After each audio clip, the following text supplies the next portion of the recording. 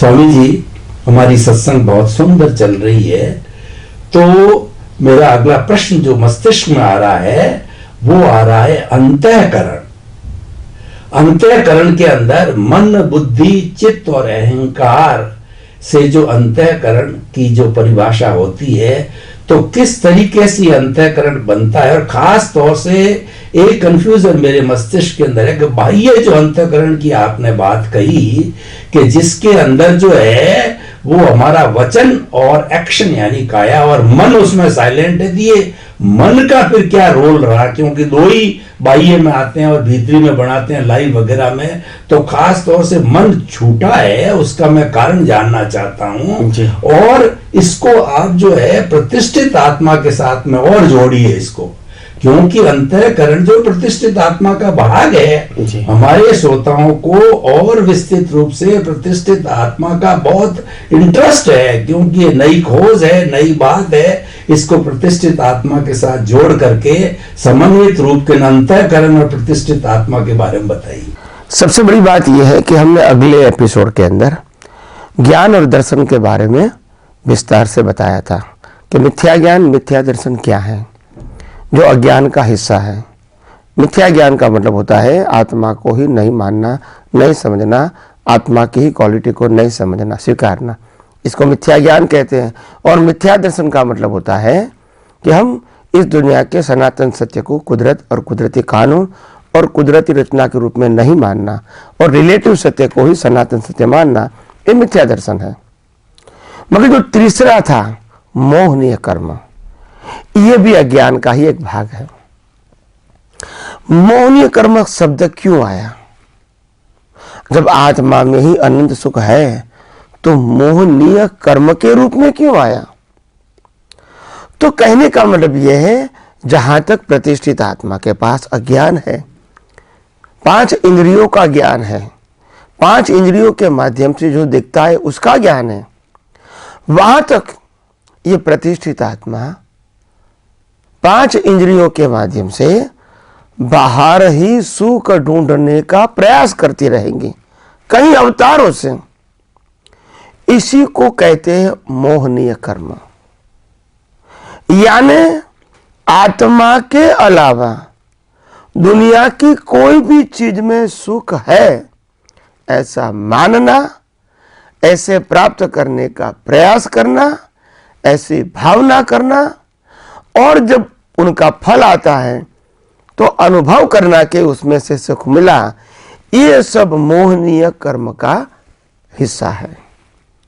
और ये मोहनीय कर्म अज्ञानता का हिस्सा है। कुदरत का कानून बिल्कुल साफ है, ये दुनिया के अंदर सुख और दुख जैसी कोई चीज है ही नहीं, मैंने रखी भी नहीं है। लोग मानते हैं वो अपने मन से, बुद्धि से, अहंकार से, अपनी सोच से, समझ से मानते हैं। वास्तव में इस दुनिया में सुख दुख जैसी कोई चीज नहीं है, मैंने रखी भी नहीं है। तो फिर प्रश्न होता है आम आदमी को, तो फिर सुख दुख की अनुभूति क्यों होती है? तो ज्ञानी पुरुष कहते हैं ये तो आपकी मान्यता है। कुदरत तो कहते हैं भाई मैंने तो एग्जाम का रिजल्ट दिया, अभी रिजल्ट को आप सुख मानो दुख मानो, दैट इज योर सब्जेक्ट। सुख दुख मेरा सब्जेक्ट नहीं है। अगर कोई व्यक्ति ने स्कूल और कॉलेज के अंदर 100 मार्क्स में से सिर्फ 25 मार्क का ही सही उत्तर दिखा है और 75 का सही उत्तर नहीं लिखा है, और दूसरी व्यक्ति ने 100 में से 50 मार्क का सही उत्तर लिखा है, और तीसरी व्यक्ति ने 100 में से 75 मार्क का सही उत्तर लिखा है, तो टीचर क्या करेंगे? 25 वाले को 25 देंगे, 50 वाले को 50 देंगे और 75 वाले को 75 देंगे। तो टीचर ने रिजल्ट दिया या आपको पास फेल किया? Think about. टीचर हमको पास फेल नहीं करती है, टीचर रिजल्ट देती है, और नियमों के मुताबिक जब लेस देन 35 या 45 आता है तो इसको फेल बोलते हैं। बाकी टीचर ने तो किसी के प्रति राग नहीं किया, किसी के प्रति द्वेष नहीं किया है, उन्होंने तो रिजल्ट दिया। ऐसे कुदरत क्या करती है, भाई तुम कर्म करते हो राग द्वेष से, अज्ञानता से, मैं उनका रिजल्ट देता हूं। अभी आप इसको सुख मानो दुख मानो, वो तो आपकी मान्यता है, मैंने कभी किसी को सुख दुख नहीं दिया है, मैंने तो कर्मों का फल दिया है। मगर सब लोग अपनी मान्यता से उसको मानते हैं कि यह सुख है या दुख है। जब एक मंदिर के बाहर एक गरीब बैठा है और मैं उनको 5 रुपया दान में देता हूं तो उनके लिए सुख है। और वही मंदिर के बाहर कोई व्यक्ति BMW में से आती है और उतरती है, मैं उनका 5 रुपया दूंगा तो उनके लिए इंसल्ट या तो दुख है। तो ये कुदरत देती है या आपकी मान्यता है, ये तो समझो। कुदरत कहती है सुख और दुख जैसी चीज मैंने दुनिया में रखी ही नहीं है, आप मानते हो। एक व्यक्ति कहती है मैं जब सोनी का काम करता हूं, ज्वेलरी का काम करता हूं, तो जब मैं किसी को ज्वेलरी बेचता हूं तो मेरे को सुख होता है। लेडीज कहती है हम खरीद को पहनने में सुख होता है, ये तो आपकी मान्यता है। बिल्डर कहता है मेरे को मकान बेचने में सुख है, और कस्टमर कहता है मेरे को खरीद कर रहने में सुख है, ये तो आपकी मान्यता है। एक व्यक्ति कहता है मेरे को शादी न करने में सुख लगता है, दूसरा कहता है मेरे को शादी करने में सुख लगता है, ये आपकी मान्यता है। एक कहता है मेरी शादी नहीं होता है इसीलिए मैं दुखी हूं, दूसरा कहता है मेरी शादी हो गई बाद में मैं दुखी हूं। तो सबकी अपनी अपनी मान्यता है। यह कोई सनातन सत्य या कुदरत का कानून नहीं है, उसी को तो अज्ञान कहते हैं। मगर हम आज तक ये बात को समझने की कोशिश तक नहीं किया। जब कुदरत साफ बोलता है ये मनुष्य वचन काया भी तुम्हारा नहीं है, सत्ता संपत्ति संबंध और साधन भी तुम्हारा नहीं है और हो भी नहीं सकता है, फिर सुख दुख की कल्पना क्यों करते हो? जो संजोग आता है वो कर्मों के फल स्वरूप आता है, उसमें टाइटल मत लगाओ सुख और दुख, इसमें वितराग रहो। कैसे वितराग रहो? हर अवस्था को कुदरती कानून के मुताबिक देखो, कुदरती रचना के मुताबिक देखो। ये अवस्था कुदरत ने दिया है, चाहे वो हमारी मान्यता का मुताबिक सुख वाली है या तो दुख वाली है। सभी अवस्था किसने दिया है? कुदरत ने दिया है। क्यों दिया है? कर्मों के फल स्वरूप।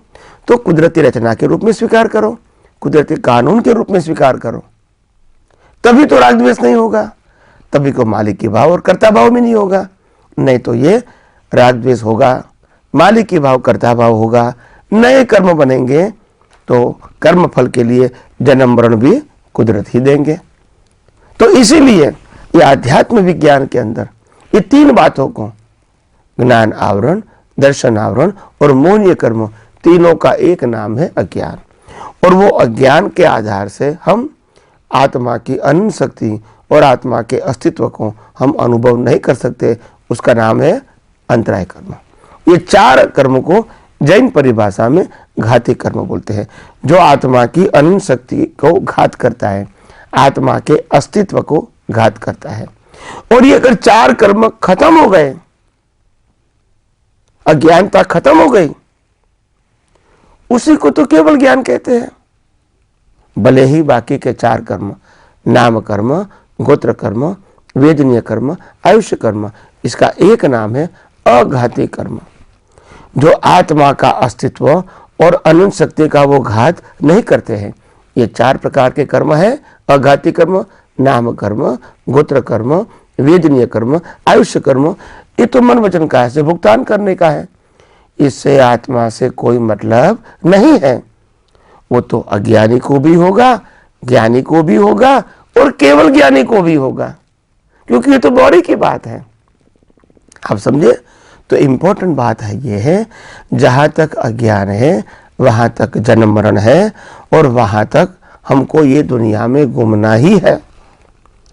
और इसको नाश करने के लिए सनातन सत्य, कुदरती कानून, यूनिवर्सल ट्रूथ लॉ, उसके अलावा कोई चारा नहीं है। तो इसीलिए मैंने कहा ये बात समझना हमारे लिए बहुत जरूरी है कि आखिर ये जो मिथ्या ज्ञान, मिथ्या दर्शन, मोहनीय कर्म है, जिसके आधार से अज्ञान है, इसको हम कैसे नाश कर सके, ये जानना हमारे लिए बहुत जरूरी है। दूसरा कनेक्टेड क्वेश्चन था मन, बुद्धि, चित्त और अहंकार का। ये क्या है? मैंने अगले एपिसोड में बताया, मन, बुद्धि, चित्त, अहंकार is a processing factory of a new cause.